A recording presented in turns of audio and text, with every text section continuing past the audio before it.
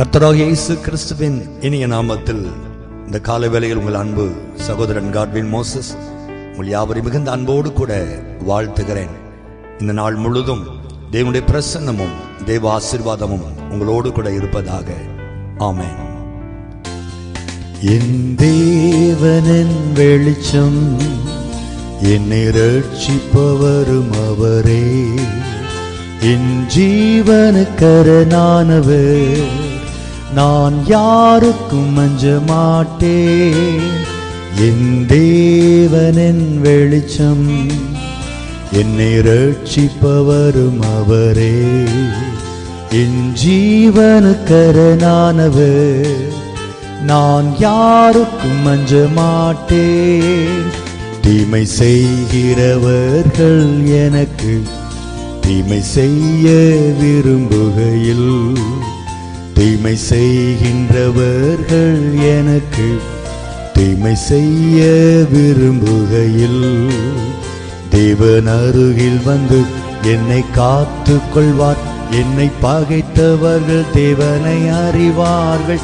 தேவன் அருகில் வந்து என்னை காத்து கொள்வார். என்னை பகைத்தவர்கள் தேவனை அறிவார்கள். என் தேவனின் வெளிச்சம், என்னை ரட்சிப்பவரும் அவரே, என் ஜீவனுக்கரணானவர், நான் யாருக்கும் அஞ்ச மாட்டேன். என் அன்பு கர்த்தருடைய பிள்ளைகளே, சத்துருக்கள் நிறைந்த ஒரு பூமியில் நாம் வாழ்கிறோம்.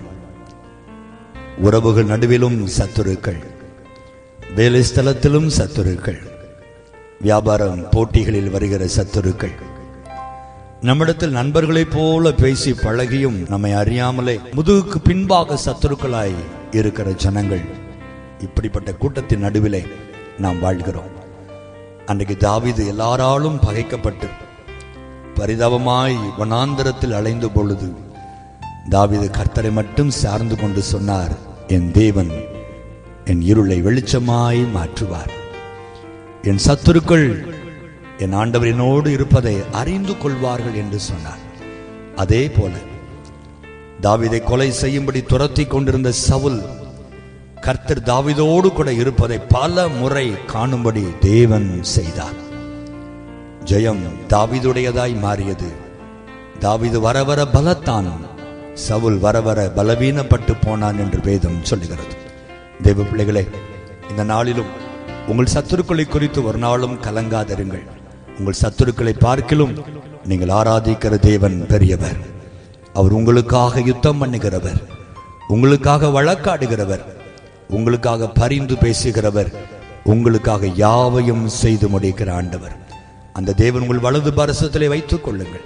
ஒருபோதும் கர்த்தரை உங்களை விட்டு போகும்படி அசுத்தமாய் வாழாதிருங்கள், பரிசுத்தமாய் இருங்கள்.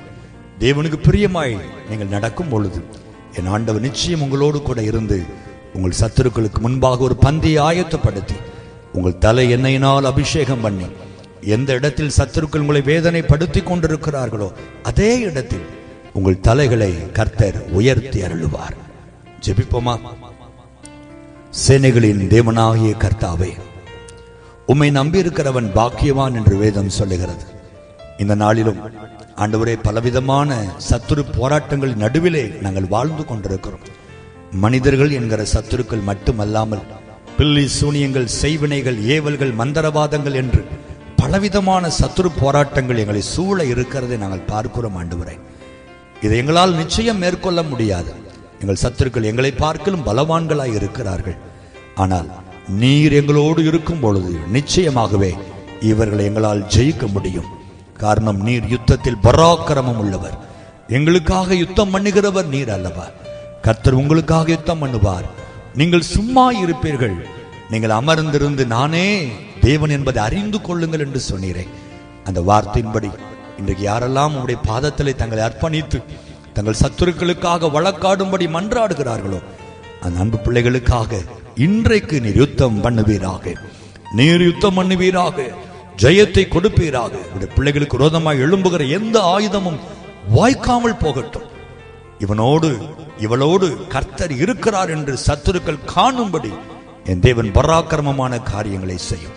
நீர் அப்படி செய்து நம்முடைய பிள்ளைகளை மகிழ்ச்சி ஆக்குவதற்காக நன்றி. தோல்வி சாத்தானுடையதாய் மாறட்டும், ஜெயம் உம்முடைய பிள்ளைகளுடையதாய் மாறட்டும். இயேசுவின் நாமத்தில் பிதாவே, ஆமென், ஆமென்.